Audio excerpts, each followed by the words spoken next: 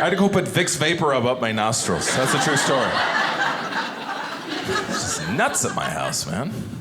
House full of ladies. That's what I got at home. And don't get me wrong, ladies are great. They always smell great, no matter what they're doing. My wife works at the hospital. She'll come home, 12-hour shift. Just walks in the door, still smells like watermelon and flowers. Like, how is it possible? I'm not gonna lie. Sometimes I step out of the shower, I still smell like hamburger and armpits. Like, I don't even know what I'm doing wrong. It's hot water and soap. I'm hitting the hot spots. Why do I still smell like the bath mat? But there's something ladies have over guys. We're gonna talk about this for a sec, because I think we can agree as a group here tonight. A lot of people think it. Nobody ever says it. Might as well get it out there. Let's talk about it. Lady farts are the worst thing in the world. Oh, they are horrible. My theory is you're holding them in way too long. Like, you're just like, you're too courteous, you know? Like, somehow they're fermenting inside your bodies, okay? Just get them out of there. Like, what are you doing? And my wife's are the worst, you know? Like, she went to bed before me one night. She was in there for like an hour, and I walked in there, it was like a punch in the face. I was like, did the sewer line break in here? Is one of the animals dead? But I was like, the door's open, it's gotta go away at some point. No, it doesn't. It started gaining strength. It was like eating itself and becoming a super fart. It was like this third thing living in the room with us. And she's fast asleep, you know? I'm just laying there angry. Because she sleeps with the fan on, so it's just swirling everywhere. Like this giant fartnado in there. I can't get one clean breath of air so I can fall asleep. I had to go put Vicks Vapor Rub up my nostrils. That's a true story.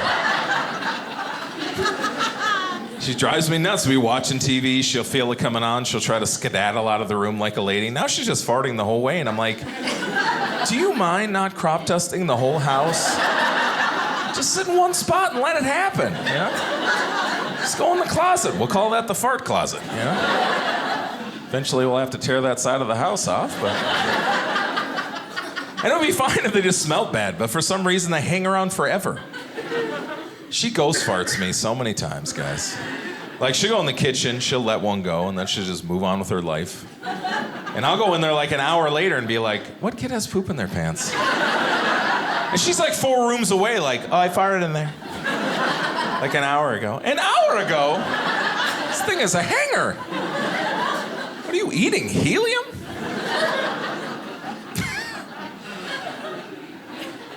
Can't look down on the farts too much. Apparently it led to our wedding, which I was not aware of. But the couple's dinner one night, and one of the wives asked my wife, because there's always that moment where like a woman's dating somebody, and they stop looking at him as the boyfriend, and like, this could be the guy that I'm gonna marry, you know? And they asked my wife like when that moment was for her, and she goes, well, that's easy. We've been dating for 4 months. I took her to my best friend's wedding in Des Moines, and without any prompting or anything, he just stood up in a bus full of people and took credit for my fart. And I was like, I'm marrying that SOB tomorrow. And I was like, I didn't realize it had that much of an impact. It was such a silly story. We were like, going from the ceremony to the reception, we're in this big bus with everybody, and all I knew was that the fart started in the back of the bus. That's all I knew, because I was just enjoying the moment of watching it kind of roll up the bus and hit people row by row. They were so caught off guard. They were like, what a beautiful set. What is that? Oh, no. And then it got to the groom, and he was so mad. He was like, who did this? Who would have done such a thing? The windows don't roll down. And I was laughing so hard. And I turned to enjoy the moment with my wife, and her face is in her hands, and it's beet red, and I went, oh no. You took this whole bus down. Yowzer. But I could tell she was embarrassed, so I just stood up, and I was like, that was me, boom. The reception was awkward. They just kept pointing me out there, like, there he is. Made it a gas chamber. Oh, thanks for having me, guys. I'm excited to be here. It's good times. A little out of it. Me and the wife's just sold the house, and we didn't plan much after that, so... Her and the kids are circling the parking lot till I get finished. And... yeah. it's stressful, you know. We don't have any money. It's all tied up in storage lockers and U-Hauls and Xanax and marriage counseling. It's just stressful. It's stressful. But comedy's going good. It's going good. I just signed up to drive for Lyft. So if you guys need a ride home after the show, it'll probably be me. So, you know, I'd actually like to just give everyone a ride home tonight, if that's possible, because I need the money. So let's make that happen. People always ask, they find out I drive for Lyft, they're like, any crazy stories, Mark, from driving? Not much, you know. I usually do it during the day, but the third ride I ever did, I picked up this kid at the university. I dropped him at his parents' house. Back out of his driveway, I glance over. This kid left cocaine in my car. Can you believe it? Oh, man, the rest of that day just flew by.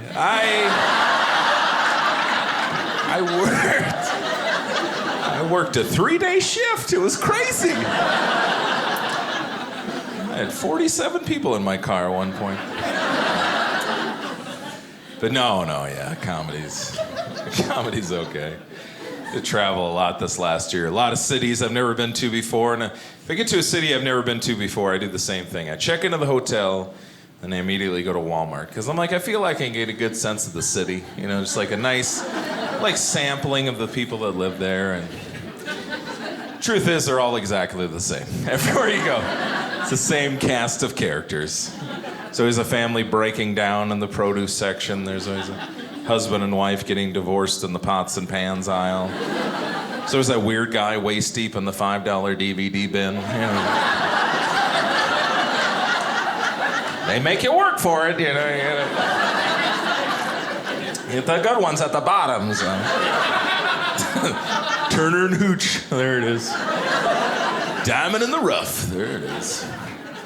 The things people wear to Walmart, I mean, what is going on? I mean, it's not even like dirty or tattered clothing. It's like they're wearing things to Walmart I've never seen a human wear outside of Walmart. I walked in one time, I saw a lady shopping. She wasn't even wearing a shirt. She had just pulled her sweatpants up to her armpits.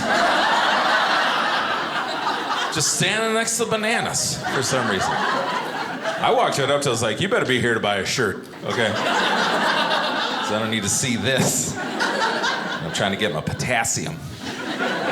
All she had in her cart were Peeps.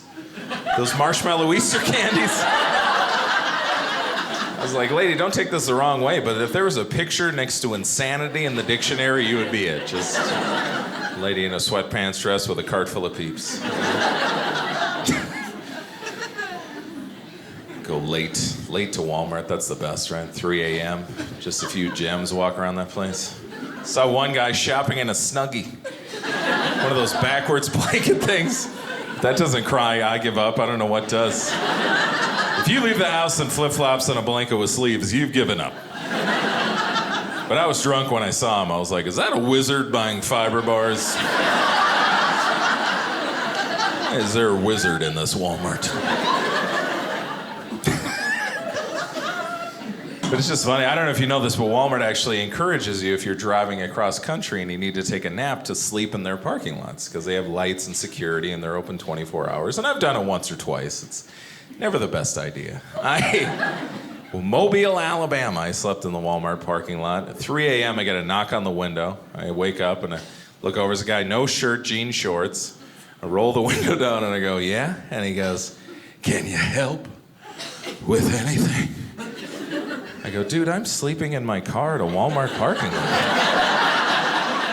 Go knock on a car at Target. That's where the money is, right? But yeah, people love the self-checkout lanes at Walmart. I don't get it. It seems like a scam. There's like 10 cashiers doing nothing, you know? They're all tweeting and Snapchatting. Now we're looking up codes and checking out our own groceries like it's some kind of giant cashier fantasy camp. You're like, this is fun. It's stupid. Let's get honest, right? Self-checkout lanes are good for one thing and one thing only, and that's stealing. So if you're not stealing at the self-checkout lane, you're not doing it right, okay? No one's watching you. And I'm not gonna lie, I dabble in the stealing. but it's only in one very specific area, and that's apples. Because if they think I'm paying $4 an apple for a Honeycrisp, they're out of their minds. Okay? No matter what apple I'm buying, I'm punching in Red Delicious over and over again. It's horrible 80-cent apples, like a notch above a wax apple. It's 4422. That's the code, guys. It's the same at every Walmart. You spend enough money in there, you might as well just punch it in for everything, you know? Like papayas, mangoes, 4422. Shrimp, DVDs, 4422. Some manager up front's losing his mind. We are killing it on apples today, guys. Call the orchards. We need another delivery.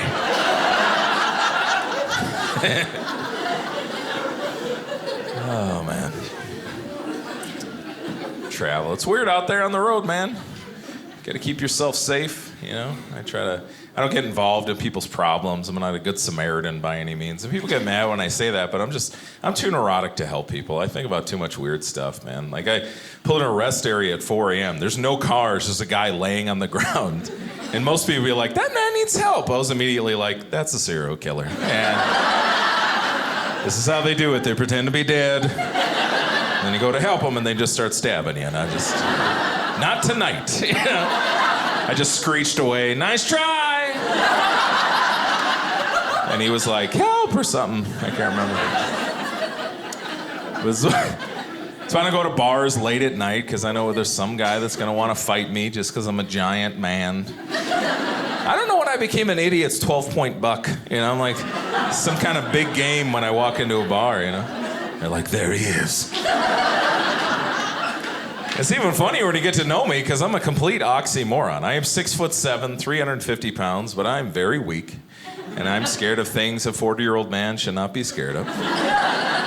Scared of clowns and spiders. And God forbid a clown spider showed up, I would probably die. I don't even know. But it's like I have 2 tiny daughters at home, and I'm supposed to protect them, but I don't think it's going to happen, you know? I feel like they're 4 and 2 right now, but I feel like in the near future, I'm going to get that wake-up call at about 3, 4 in the morning, and they're going to be like, Daddy, there's a monster in our closet. And I'll be like, all right, let's get out of here.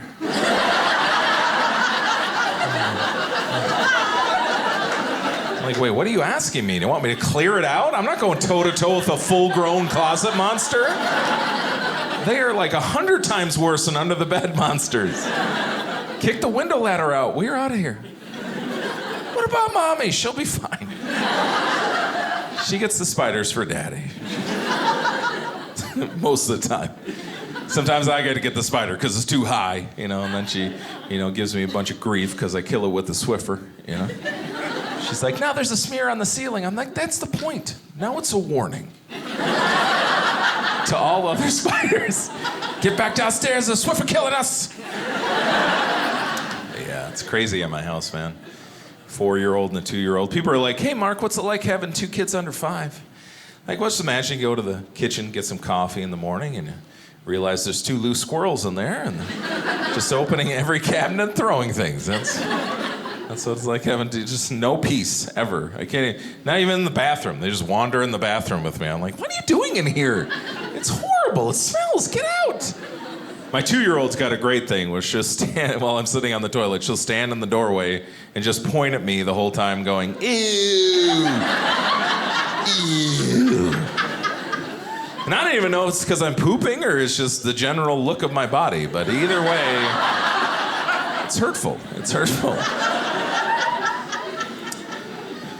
She's way too smart, way too fast. She was like 11 months old. She figured out how to take her diaper off by herself. That's a fun surprise. I was in the kitchen for 40 seconds. I came back on. It looked like a poop bomb went off in there. I was like, how did you get this much work done? It was on her, it was on the cat, it was on the TV. I just took a beat and I was like, so we just burn it down, right? And just hose her off in the yard and donate the cat and just drive away from this place like it's poltergeist. Is that what we're doing? No, not an option. Had to clean it up, and led to something I never thought I'd do in my entire life, and that's take a shower with a cat and a toddler. That was One for the books. One for the books.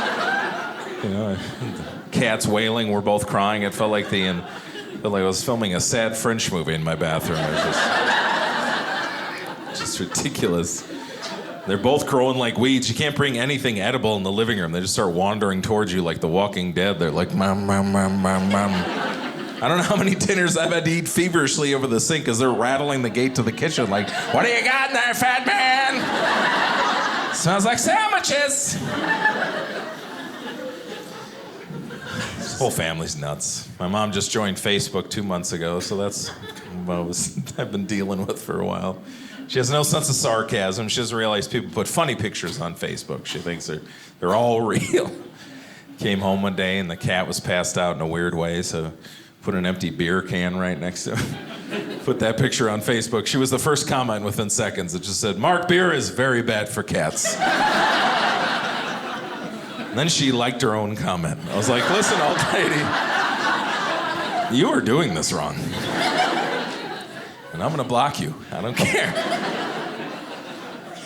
But God bless her, she's trying. She's got all the technology, you know. She's doing the iPhone, the iPad. She's Skyping with the grandkids, you know. Mostly we look at her thumb, but it's going. It's funny. It's funny sometimes to watch old people try to figure out technology. You know, you catch out of the corner of your eye, you know, some old lady trying to unlock her car, you know, with her cell phone. And one time I saw an old lady trying to get money out of a red box. You know, she was convinced it was an ATM. She just kept looking around going, I want money. Why does it keep giving me movies? It's priceless. But the best of all time, I was in Montana getting gas. I get out of my car and I hear all this commotion down the way and I look and there's an old man screaming at the gas pump like it was some kind of futuristic robot going, help me! I need gas! In my car! I was like, what is happening? And then I hear the guy in the gas station. He's like, I said, come in here. In here. And I'll explain how to do it. And this guy's like, come in where? He picked up the nozzle. He was like, hello. This phone smells like gas. I stood back and enjoyed for a while, but then I realized it was time to help when he was trying to slide a check into the credit card swiper. I was like, sir, I can't go on the rest of my day knowing that you're still here screaming at this gas pump. Please let me help you, you know? The best part of the whole story is I come over, you know, all magnanimous, like this young guy that's gonna help this old man, and it turns out he has a car from the 70s where the gas tank is hidden behind the back license plate. I don't know if you guys have seen this car before. A couple people nodding their heads. Never seen it in my life. We're just wandering around the car together like, where is the gas tank? I'm pushing taillights and hubcaps. I actually said out loud at one point, is this a DeLorean? I haven't seen one of those. I had to walk away. He's like, well, thanks a lot, idiot. I was like, what are you getting mad at me for? You're the guy who bought a car without a gas tank. I mean, how'd you get roped into that, old man? Sir, I got the car for you. It's called a Chevy One Tank. When it runs out of gas, leave it on the side of the road. We'll find it. Yeah, my dad was like the total grumpy old man after he worked for Wells Fargo for 50 years and he retired. His favorite thing in retirement, returning things to stores. I don't know why it brought him so much joy. He actually had a thing called the Switcheroo. I don't know if you guys have ever pulled the Switcheroo before, but it was legendary in our house. If something broke, we would not throw it away. My dad would find out what it is, go to the store, purchase the exact same product, bring it home, take the new one out, replace it with the broken one, immediately return it and get his money back. I was like, Dad, that is horrible. He's like, I'm sticking it to the man. And I was like, I think you're just stealing. But he never got caught ever. He got so brazen, he tried to return a 10-year-old shower head. Legendary story. My mom's having some back stuff. He goes buys this new one, got all the massager settings on it. It's 3 times the size of the old shower head. He's taken down the old one, which I assume came with the house. It's all rusted and mildewed. He puts it in this plastic snap case that the new one came in. There's no packaging. You can just see it rattling around in there. I just assume he's throwing everything away when he's done installing it. And he goes, all right, I gotta head back to the store. And I was like, pardon? He goes, you know what, just let me do my thing. And I was like, what, I gotta go with you on this one. I I gotta watch this go down, you know? So I hang back. He goes up to the return counter. He puts the shower head and the receipt. The guy looks at it, and he looks at my dad, and he looks at it. He goes, sir, I don't get it. This is obviously an old, rusted, mildewed shower head. And my dad, as confident as I've ever seen him, just makes eye contact, and he goes, imagine my surprise when I got it home.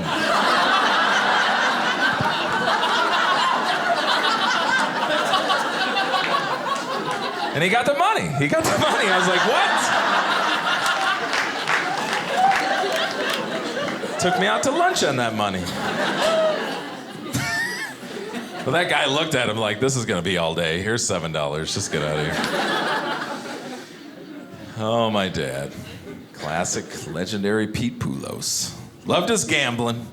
Trickled down to me and my brother, big gamblers. I actually am in recovery for gambling for 3 years now because I actually got addicted to it. And it's silly to talk about because I didn't get addicted to like horse racing or sports gambling. I got addicted to penny slot machines.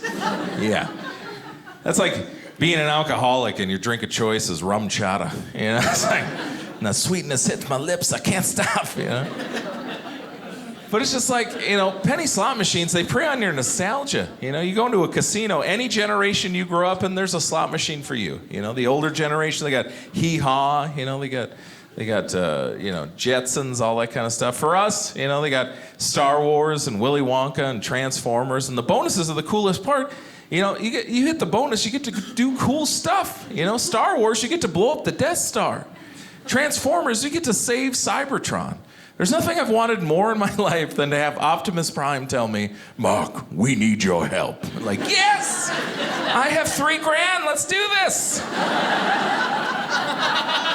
And that was the low point. I was in Vegas for 2 days, and I had lost $3,000 on the Transformers penny slot machine. And let me tell you what, that took a while. It took a while.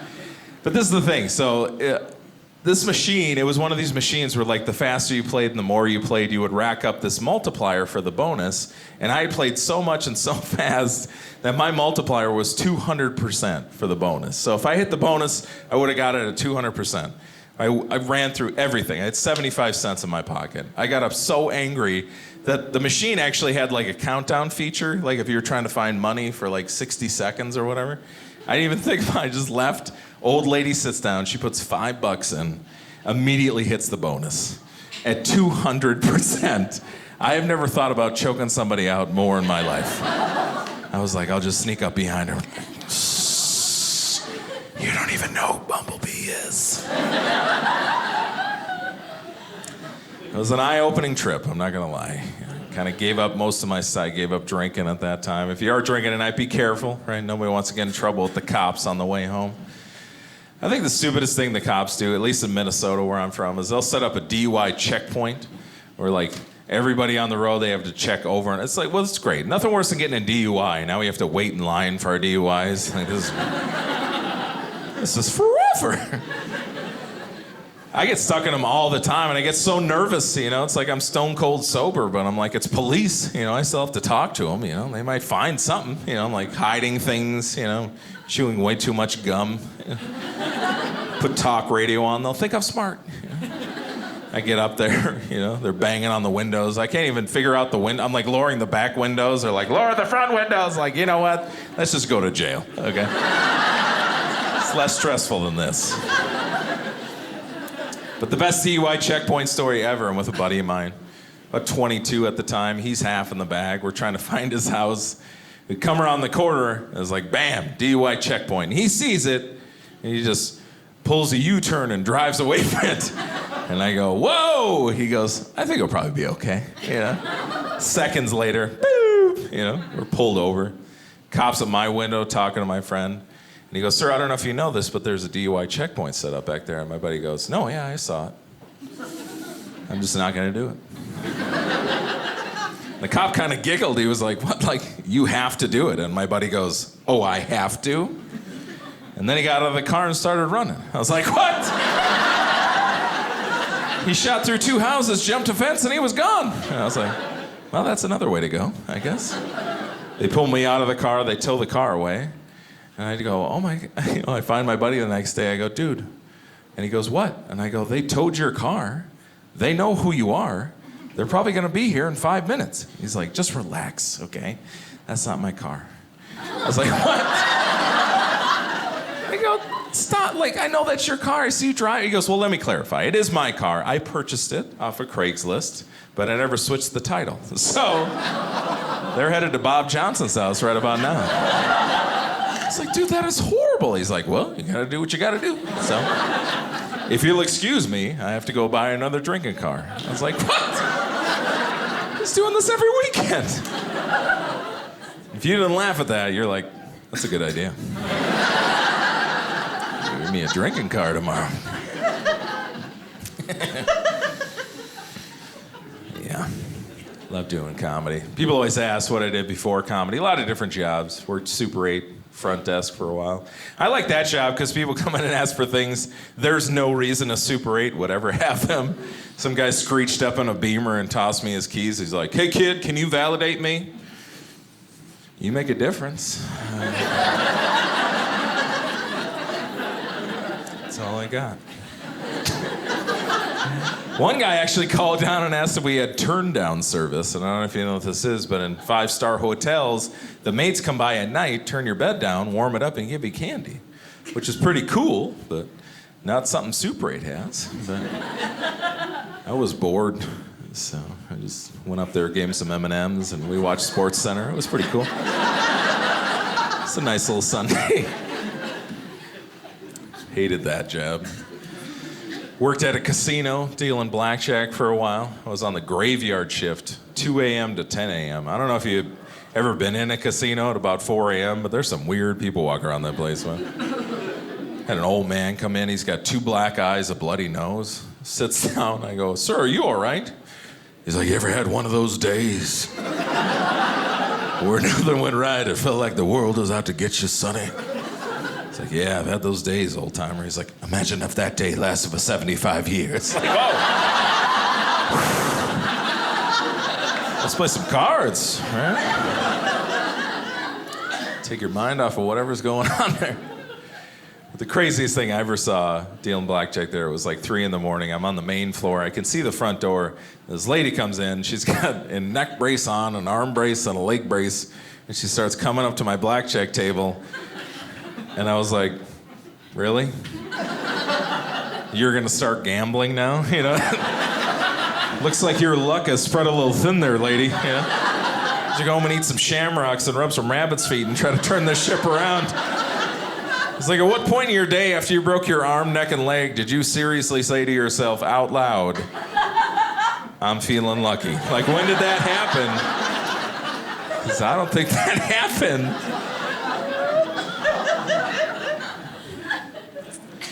Comedy's always been the best, man. Sometimes it's Sunday off to do some weird shows. Last summer, I got hired in Wisconsin Dells. I don't know if you...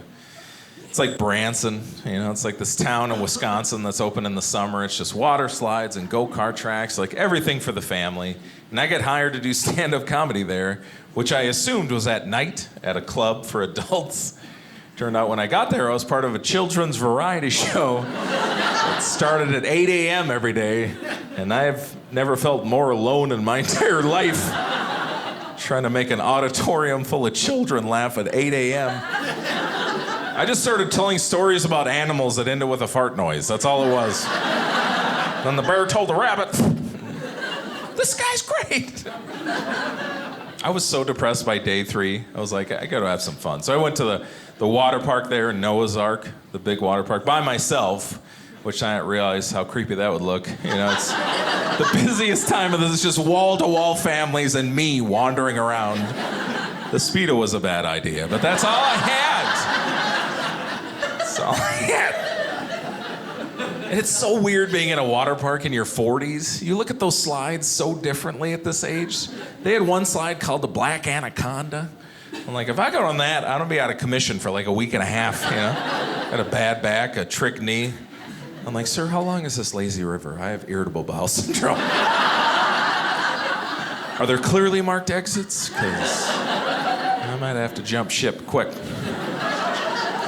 Then Then they had a ride in the back of the park that made no sense. It was called the Point of No Return. It was 90 feet straight down, lasts for 3 seconds. I was like, how is that going to be fun? It's not going to be fun for me because I know exactly what's going to happen. I'm going to hit that bottom part, and all you're going to hear is some guy go, Jimmy, we got to refill it. This giant guy just sucked all the water out of the slide.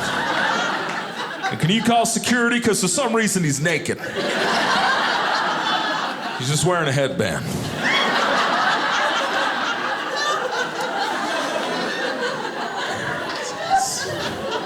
That was a Speedo. Anyways, there it is. People are like, what? Yeah! Comedy special. They have the biggest ripoff in retail history in Wisconsin. There's a place called the Deer Park. You pay $37.50 a person to pet and feed deer in Wisconsin. I hit 4 deer in the parking lot. Deer everywhere. It's paying $37.50 a person. You want to pet a deer? Open your hotel room. There's probably one standing right there. I prayed every night that a bunch of drunk hunters stumbled into this place and just wiped it out. Just so I could watch that mousy lady on the news. It's a horrible scene down here at the deer park. They're all dead. They're tied in their trucks and high-fiving. No remorse. Should kill all the deer. Deer are idiots. What other animal just runs into a car? Seriously. They're not even hiding. They're just standing right there. Your headlights hit their little eyes and you're like, don't do it. Don't you do it. And then they do it, and you're like, what went through your pea-brain mind? That thing's going fast, I'm gonna headbutt it. And here's the thing, deer haven't just shown up, they've been around for generations. You would think at some point, while they're sitting around the fire, the elder deer would be like, you know what? We should stick away from that road, stone road. Every time I go up there, somebody explodes. But no, the next day they're back up there like they're adrenaline junkies trying to beat the trucks. It's a traumatic thing hitting a deer with your car, I'm sure a lot of people in here have hit a deer or been in a car that hit a deer. I'll tell you my story. I was in Montana, circa 2003. Cell phone coverage was not the best. I was out of service for about an hour and a half. I'm seeing deer everywhere, but they're staying away from the road. I come around the corner, boom, giant deer right in the middle of the road. And I was like, ah! I swerve the car. I just miss him. He takes the mirror off the side of my car, but that was it. And I was like, oh, that was so close. Breathing comes back to normal. Blood pressure comes down. I was like, that almost was really bad. And then I look up and plow into 2 more deer. I was like, ah! Car destroyed. 2 hours till somebody comes by. I'm just on the side of the road with these 2 corpses going, what? Why? Don't you have families? After that, things changed. Apparently the word got out across the animal kingdom and they decided they didn't want me on the road anymore. I started hitting animals I had never seen before. North of Des Moines, I hit a turkey. A wild turkey. Never seen one before. I'm just driving along. It's really flat, like north of Des Moines, So like, I look off into the distance and there's like this little thing fripping along there, And I'm like, I don't know what that is, Keep driving, and I see it's keep coming. Like I start to do the geometry and I'm like, if it keeps coming that way, it's gonna die, so. And before, like, I knew what it was, like, right at that last moment. It comes out of the ditch, And I don't know if you've seen a turkey run, but it's like this run, jump, fly thing, And he kind of, like, arced it, like, perfectly in front of my car, and I just nailed it, like duck hunt, like feathers everywhere. It just, like, rolled over the top of my car like a 70s cop movie, and I'm like, what is going on? 3 months after that, I was in Omaha, Nebraska, and I rolled 300,000 miles in my car, which I thought was pretty cool. So I took a picture, put it on Facebook. 9 minutes after that, I hit an armadillo. Never seen an armadillo in my life, and I hit one. And the thing was, he wasn't running over the road like he was headed home. He was headed directly towards my car, like a raccoon paid him to take me out. And I see him coming. I'm like, all right, you want to die? Let's do this. But in my head, I'm like, you're like a rock-like animal. I'll probably just bounce over the top of you and keep going. And that's not what happened. I hit him with my wheel. He skipped like a stone, shot through my wheel well, tore all the fiberglass out as he took the bumper with him as he shot out the side. It was the loudest thing I've ever heard in my life. I get out of the car fully expecting the entire front end to be gone, you know? Tire, pristine condition. Everything around it, gone. Vital engine parts are just hanging there. The car is still running somehow. Can't call insurance, you know? I opted out of the armadillo coverage, you know? It was my bad, you know? They offered it, you know? Glass, armadillo. I'm like, I don't live in Texas, so. The worst part of the whole thing was I still had 3 payments left on that car. I had to drive that car for 3 more months like that. Then some guy on the internet bought it for $1,200. Can you believe it? Then a month later, a state trooper came to my door and told me he ran away from a DUI checkpoint. And I was like, took my car for a drinking car. Guys, thank you so much. I am Mark Poolos. God bless you guys. Thank you so much.